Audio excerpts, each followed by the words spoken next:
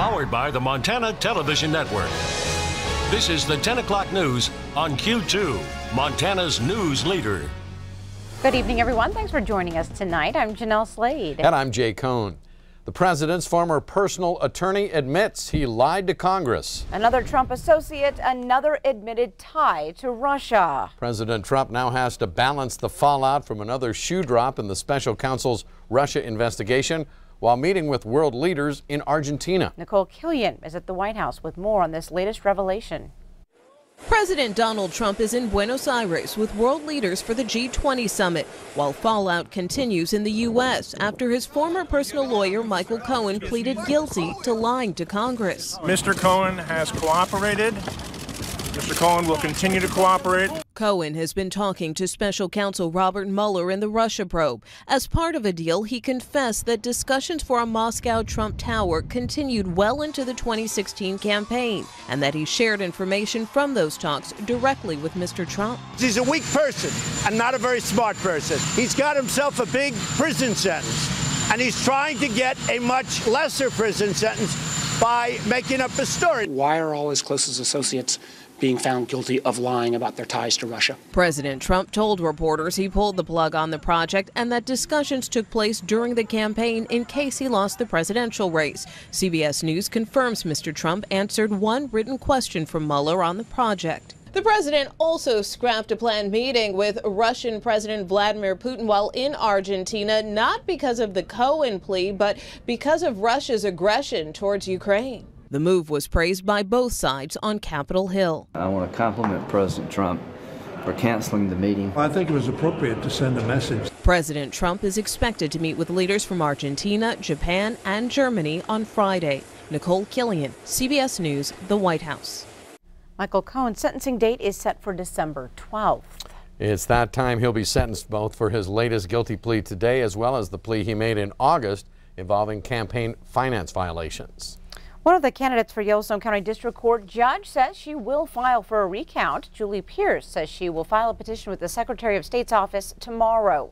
In the final tally, Ashley Harada beat Pierce 30,249 votes to 30,130.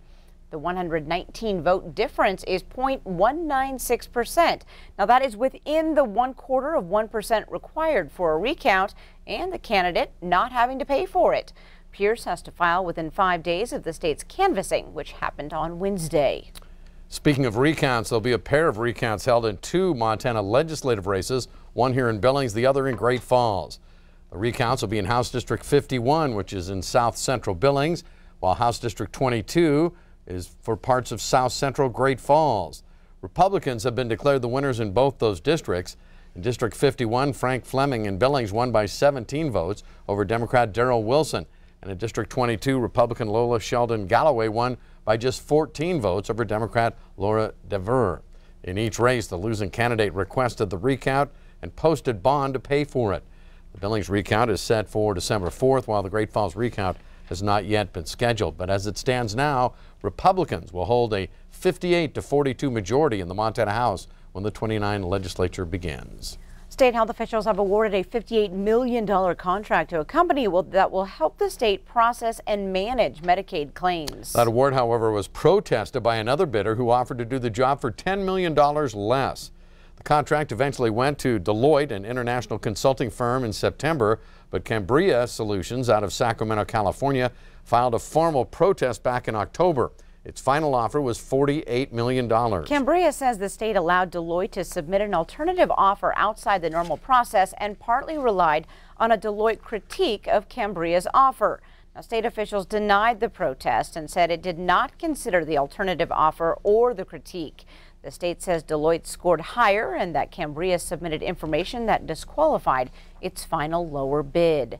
Deloitte's contract is for 7 to 10 years. It includes building a new system to manage Medicaid and other health care claims, along with provider and patient information. On to the weather front now. When, where, and just how much snow is on this way. Bob McGuire's here. Apparently less than we thought, Bob. Yeah, it's been changing like from hour to hour, so I'm going to give you the most current hour information we have. The one thing that's still constant is that the temperatures are going to fall. They're 40 degrees tomorrow. They'll drop back into the 30s over the weekend and then into the 20s by time we start up next week. We still have a winter storm watch. That's still in effect, and that's for most of southeastern all the way up to north central Montana. It does include Billings. Looking for heavy snow across the central part of that region. That starts Friday night on into Sunday. And as you see, here's how the thing's going to work out. Here's where we are, 10 a.m. tomorrow morning. The snow starts making its way into the region. By 6:30, it starts pushing into Yellowstone County tomorrow evening, then sticks around a little bit, and then the second big push of moisture moves through. But that's going to be on Saturday, and you'll notice it's far shifted to the east, like centering over in the Miles City area. So we are probably going to see about maybe 2 inches of snow for the Billings area, maybe up to 8 inches of snow for Jordan, and the same thing for around Glasgow. We'll have more in a few more minutes. All right, thanks, Bob. A Billings woman will be spending the next 5 years in federal prison after she pleaded guilty to distributing meth here in the Billings area. 40-year-old Nicole Waldom was also sentenced to 5 years of supervised release when she completes her prison sentence. The Drug Task Force officers began investigating Waldom in the fall of 2017 and made a series of buys from her using a confidential informant. They say she admitted that she and a co-defendant brought 2 to 4 ounces of meth from California to Montana.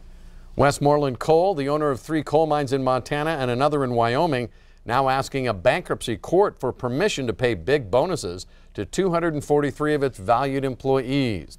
In its filing this week with the court, Westmoreland says those bonuses would total $1.5 million per quarter as the bankruptcy proceeds, and they would average $6,000 per employee with a maximum of $50,000 per quarter. Now, in making its case to the court, Westmoreland says, quote, "We cannot now afford to risk losing the valued employees whose continued employment is crucial to our ongoing restructuring efforts." Westmoreland owns the Rosebud Mine at Coal Strip, along with the Savage and Apsolica mines here in Montana and the Kemmerer Mine in Wyoming. The company filed for Chapter 11 bankruptcy protection last month as it deals now with more than $1.4 billion in debt. Environmental groups and union miners, though, are crying foul over the proposed bonuses, which will go to the company's top managers. Mike Scott with the Sierra Club's Beyond Coal campaign says none of the bonuses will go to those who need them the most. It doesn't appear that any of these bonuses are going to miners. It seems to us that those are the people who really need to be supported right now, as coal in general is facing a pretty sharp decline in its market. So I mean, really, just flat out what Westmoreland is doing right now is wrong. The International Union of Operating Engineers, which represents about 300 miners at Coal Strip, is telling Q2 that it is keeping a close eye on this bankruptcy, but has not yet decided if it will try to intervene. But in Wyoming, the United Mine Workers, that represents union workers at the Kemmerer Mine, has intervened in the bankruptcy over concerns that Westmoreland may be using this bankruptcy to cut health care benefits for retirees. Today, we did reach out to Westmoreland for comment, but as of news time tonight, we've not heard back. Habitat for Humanity hoping the Billings community will deliver a boost this holiday season after fire and smoke severely damaged its building on Wednesday. Now, crews were in the Heights today working on house number 82. Habitat is only about 30 days into this project, which is the 5th of 8 homes in a cul-de-sac. Habitat Executive Director Jim Willihan says they hope to have all 8 homes complete by next September. He also says they're currently fundraising for a new housing subdivision to be located just off Wicks Lane. That project will include eventually 21 homes. Now, the issue Habitat faces today is a major loss of donations. The smoke damage to the Billings Habitat Restore has caused it to close indefinitely. Willihan says that means a loss of as much as $2,000 a day. Creativity and Christmas caroling added to the celebration at an annual fundraiser here in Billings tonight. Joy to the world, the Savior reigns. The Victorian carolers greeted people with Christmas music at the 33rd Annual Festival of Trees. 38 trees and other items went up for bid at the gala auction. Now, this year's decorating theme is fairy tales. This festival helps fund about a third of the budget for the Family Tree Center here in Billings. We provide support and education for families. Any family in the community can use our services. Every tree is unique every year. There's never been 2 trees alike. It's a great way to start the holiday season. It really puts you in the mood for the holidays, and it's beautiful. It's also bringing the community together. It's just a fabulous, fun, wonderful event. Would love to get one of those I was trees. just going to say, just for the record, Jeanelle wants one of those trees. More events and opportunities to see the Festival of Trees are scheduled both tomorrow and Saturday here in Billings. Coming up, with winter unfortunately comes people left out in the cold. The Billings Community Crisis Center hopes it has a plan to help. And coming up tonight in sports, the Rocky volleyball team moving on at the national championships, but it did take a little bit of luck. Dan Dragon will join us in a moment to explain. You're watching MTN News with Jay Cohen and Jeanelle Slade. Storm Tracker weather with Bob McGuire. And sports with Scott Green. This is the 10 o'clock news on Q2, Montana's news leader.